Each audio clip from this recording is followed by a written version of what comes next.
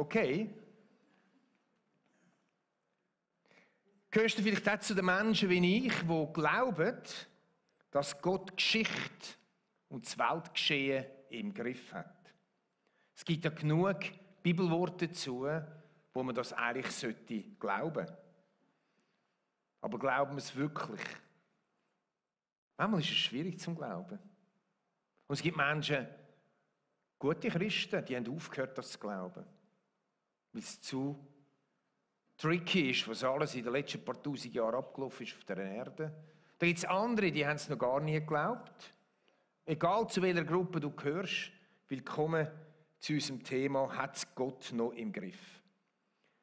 Ich mute euch einiges zu heute Morgen, es ist zwar Sommer, aber wir gehen so Adlerperspektiven, Vogelperspektiven und schauen über ein paar tausend Jahre in die Geschichte von Gott mit seinem Volk, mit der Erde, wo mir hilft, zu verstehen. Auch wenn ich vieles nicht verstehe, dass Gott Geschichte trotz allem im Griff hat. Wir tauchen ein in die Geschichte von Gott mit seinem Volk ums Jahr 606 vor Christus. Der Nebukadnezar hat das Reich Juda erobert und hat einen grossen Teil der Bevölkerung deportieren lassen. Unter den deportierten, weggeführten Juden von Jerusalem war auch ein Hesekiel. In der Fremde angelangt, hat Gott den Hesekiel beauftragt, ein Prophet zu sein. Er hat ihn berufen. Und Gott hat zu dem Hesekiel geredet durch ganz verschiedene Bilder, verschiedene Offenbarungen, Visionen. Eine von diesen Visionen könnte aus einem Horrorfilm stammen. Ich weiss nicht, wer von euch schon alles Horrorfilm gesehen hat. Ich hatte einen Nachbar, der hat so Videos gehabt. Früher hat man noch Videos gehabt, oder? Und ich weiss noch, als ich da im Stegenhaus raus, ich mich bedienen, ein Video genommen habe.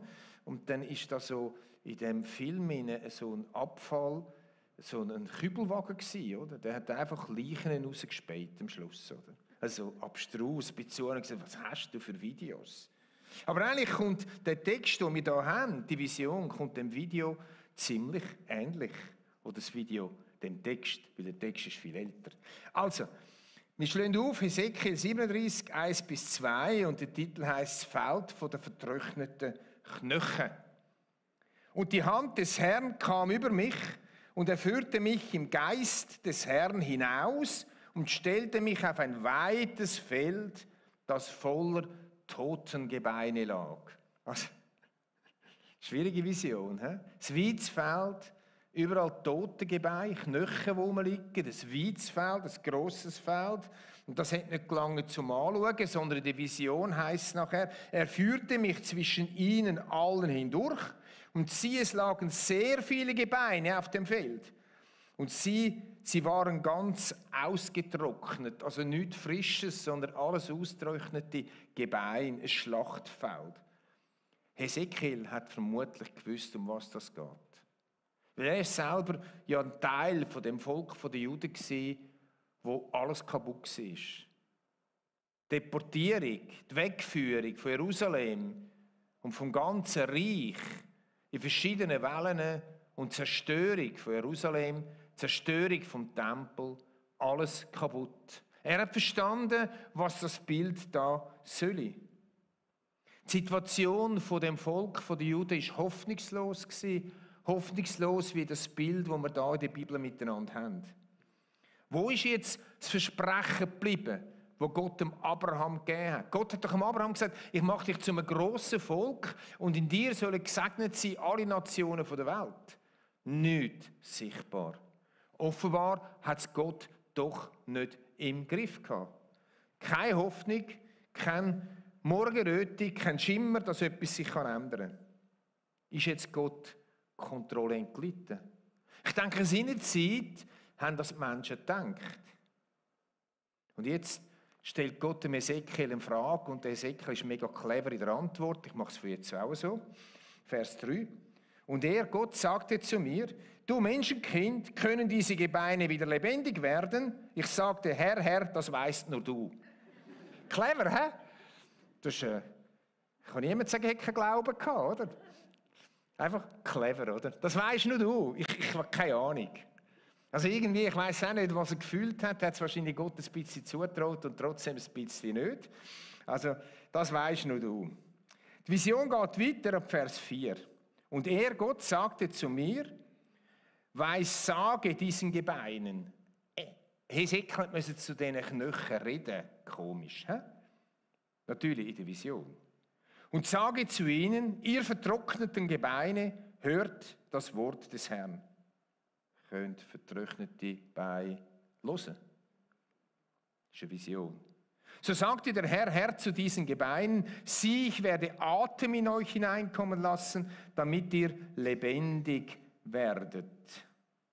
Ich will euch Sehnen geben und Fleisch über euch wachsen lassen und euch mit Haut überziehen und euch Atem geben, damit ihr wieder lebendig werdet und ihr sollt erkennen, dass ich der Herr bin. In der Vision sagt Gott doch, es wird geschehen. Hesekiel, red du zu diesen Beinen. Und ich werde den Kraft dazu geben, dass die Beine wieder lebendig werden.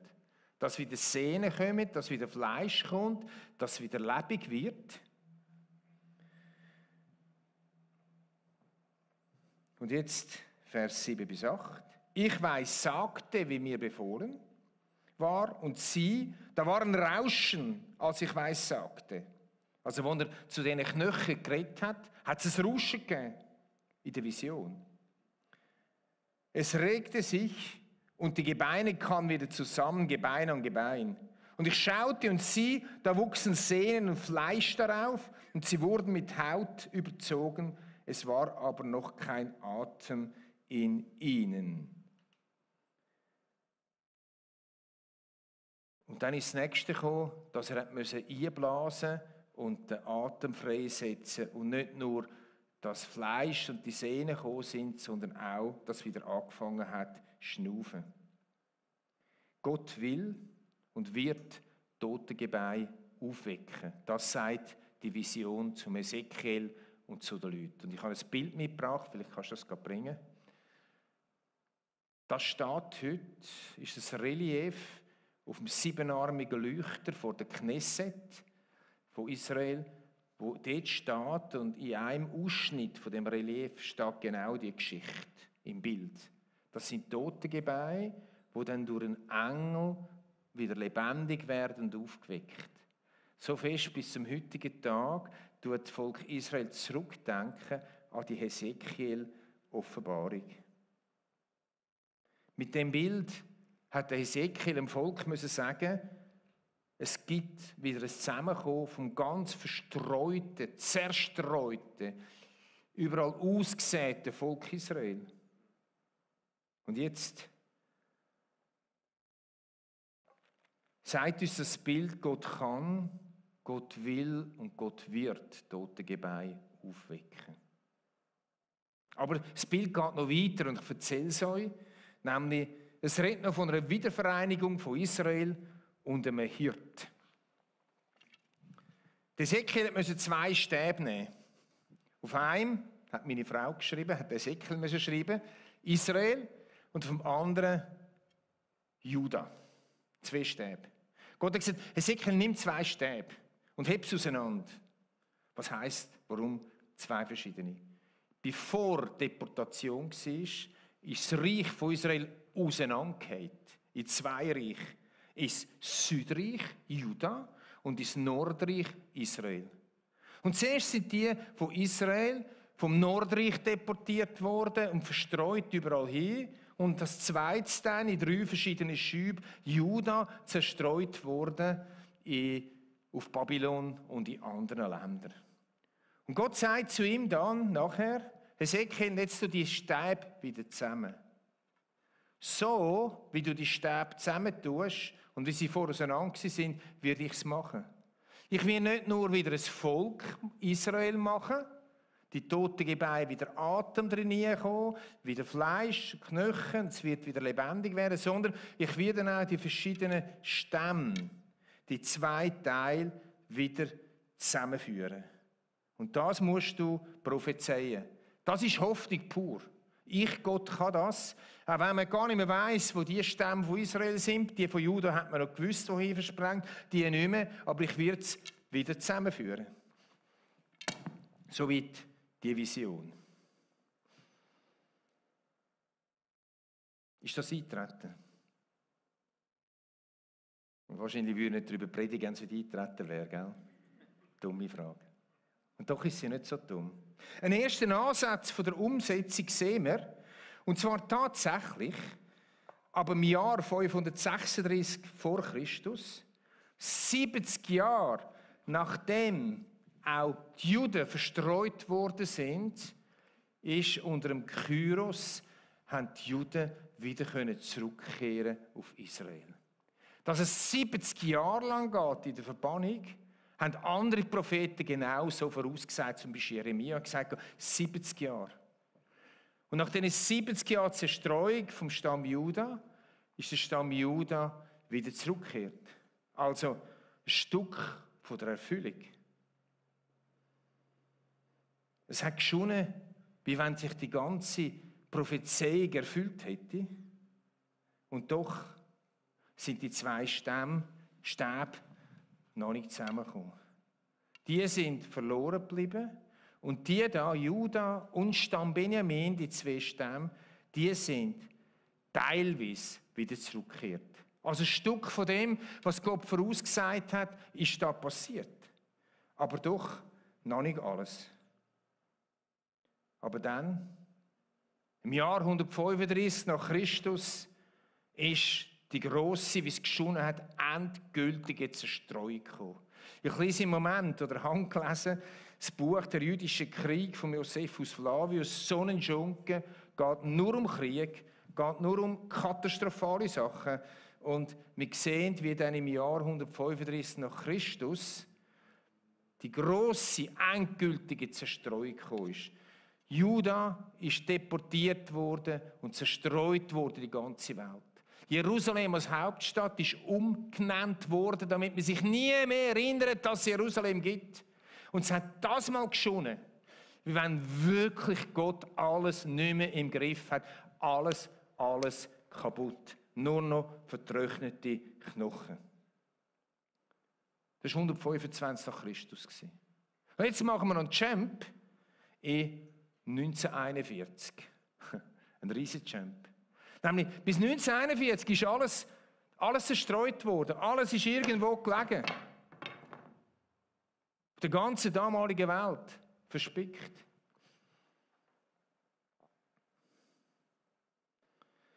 (1941), der Holocaust. Das Bild, wenn ihr schaut im Internet, Holocaust-Bilder, die meisten wissen das zu Genüge, haben etwa so ausgesehen wie im Hesekiel seine Vision. Wenn man die toten Gebeine in diesen KZs sieht, wie sie gelegen sind, ich habe extra keins mitgenommen.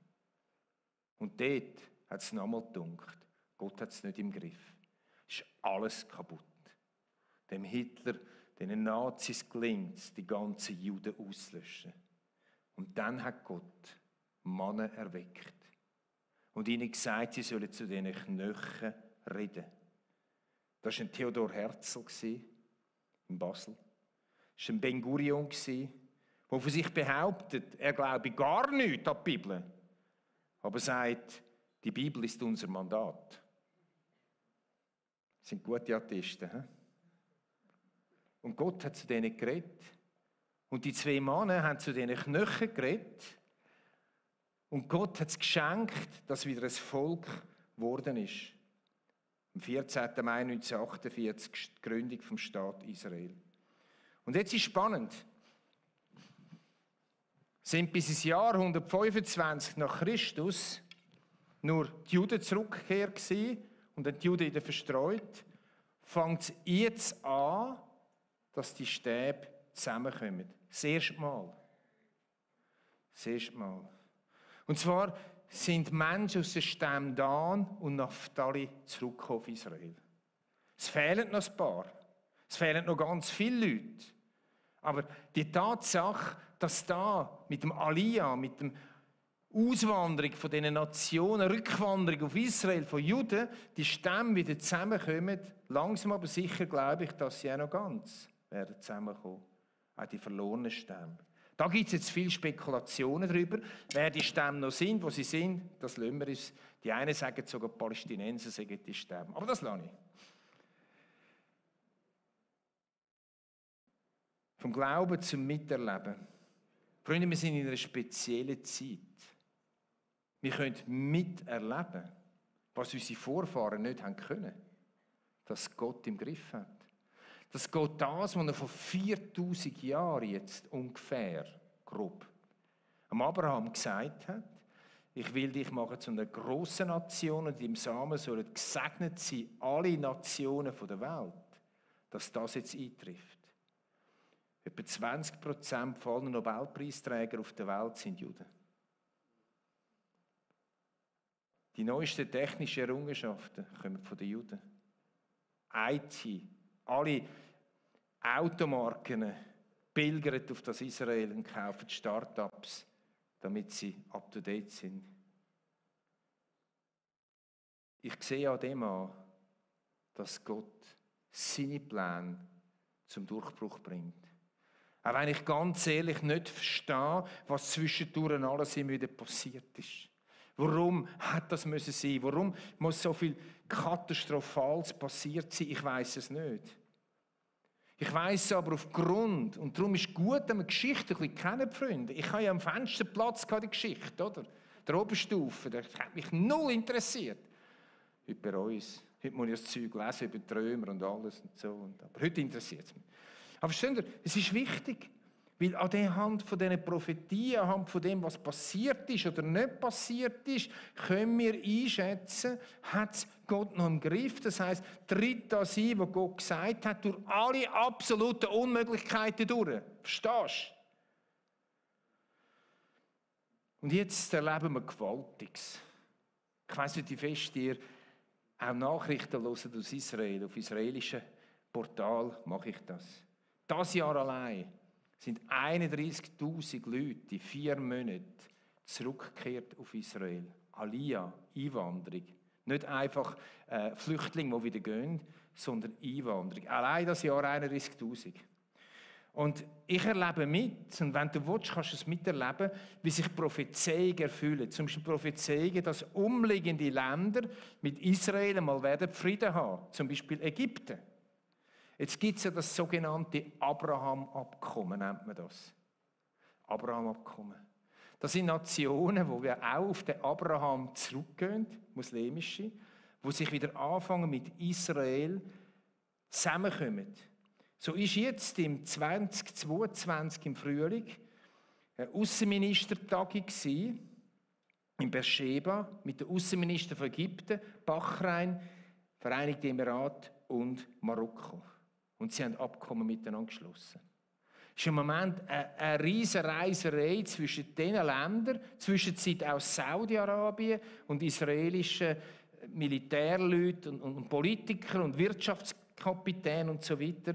Bereits ist in Marokko, gibt es seit dem 6. Juni der erste israelische Fernsehsender im muslimischen Land. Saudi-Arabien.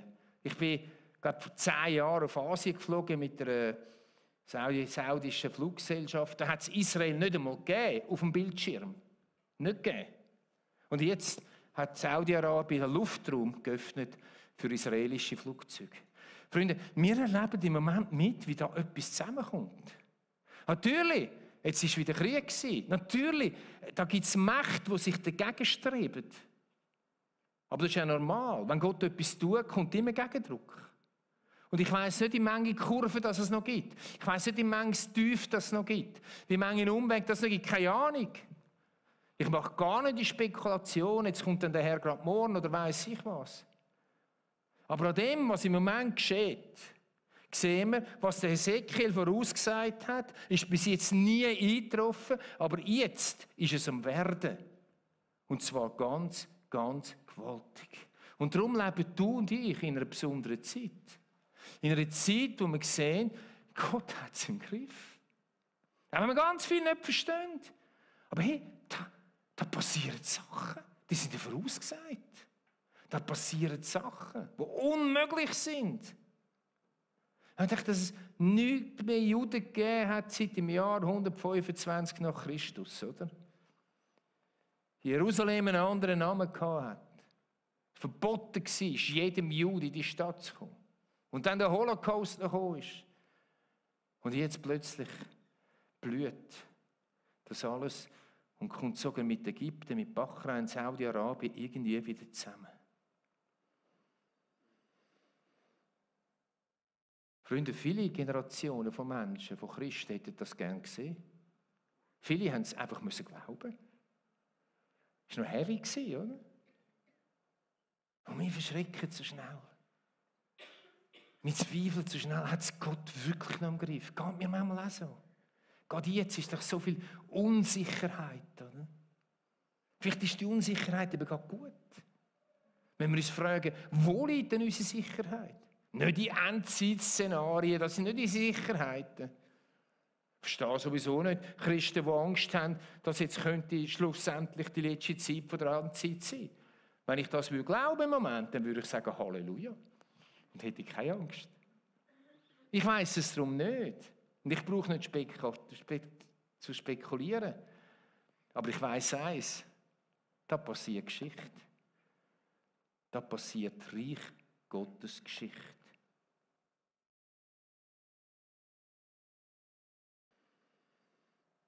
Etwas ist noch nicht erfüllt, klar nicht.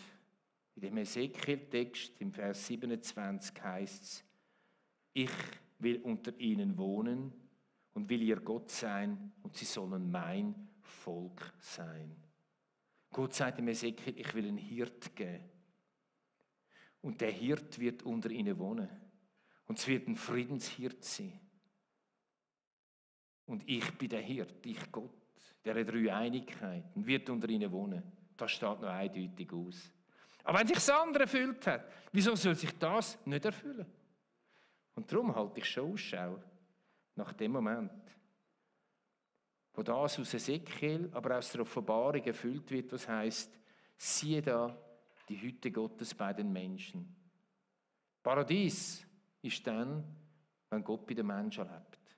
Das ist Paradies. Jetzt und heute, ich komme zum Schluss.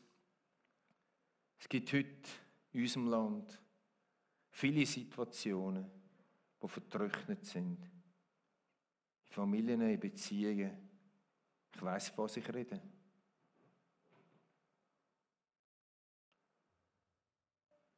Situationen, die sich wie vertrocknete Knochen anfühlen oder anschauen. Die Frage ist, was wir über diese Knochen aussprechen. Was wir über diese vertrockneten Beziehungen aussprechen. Sprechen wir es unmöglich aus? Sprechen wir es, alles ist möglich? Lassen wir uns von Gott brauchen, Hoffnung zu reden in vertrocknete Situationen, auch wenn wir genau wissen, es kommt nicht immer so, wie wir es uns vorgestellt haben. Auch wenn wir vielleicht gewisse Enttäuschungen haben, dass wir schon Hoffnung eingeredet haben und es ist dann keine Hoffnung sichtbar gewesen. Aber wir haben die Wahl, auch in der jetzigen Situation, wirtschaftlich und weiss ich was. Ich meine, ich habe einen Generator gekauft, ich habe 10'000 Kerzen gekauft. Nein, nicht. Also, wie reagieren wir?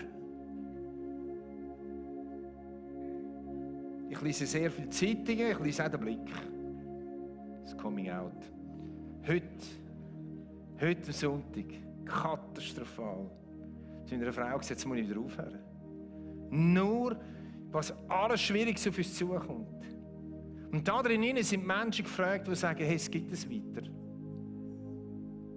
Zu diesen Knochen kann Gott reden. Durch uns, indem er Hoffnung redet.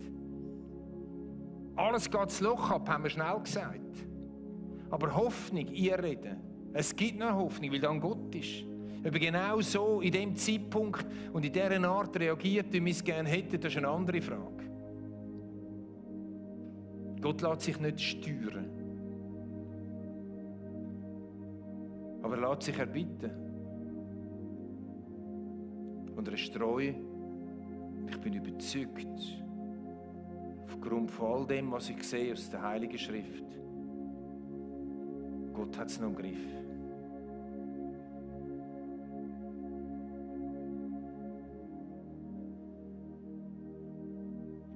Den Moment Stille festheben und nachher beten wir.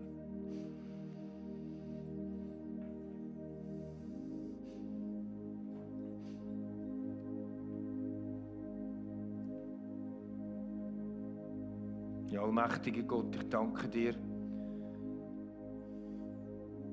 dass mir die Geschichte uns zeigt, wie sich Prophetien erfüllen können.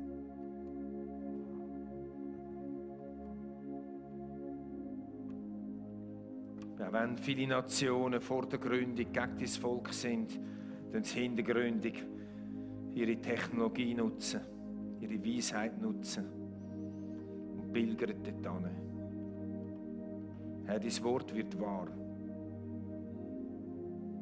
Und Jesus, du bist der gute Hirte, der Hesekiel in die Ferne schaut. Und du wirst kommen und du wirst bei den Menschen leben. Und das wird das Paradies sein. Herr, weil so viel sich erfüllt hat, glaube ich auch das. Allmächtig, ich bin gespannt, wie du die 2 Stäbe ganz zusammenbringen wirst. Ich bin gespannt, aus welchen Nationen noch werden Juden zurückkehren, die verlorenen Stämme von noch 8 verschollenen. Herr, lass uns Menschen sein, die Hoffnung reden und nicht Hilflosigkeit, Angst, Zerstörung, weil wir einen Gott von der Hoffnung haben und wir beauftragt sind, Hoffnung jetzt zu reden in Situationen. Amen.